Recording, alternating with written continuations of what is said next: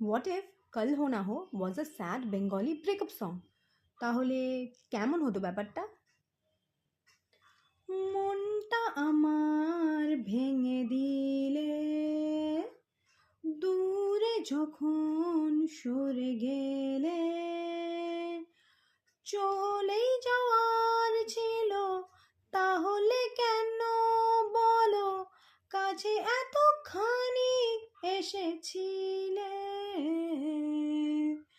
আজও আমার পড়ছে মনে তোমার কথাই প্রতিক্ষণে, চাইছি এবার ভুলে যেতে, স্মৃতি সবই মুছে দিতে।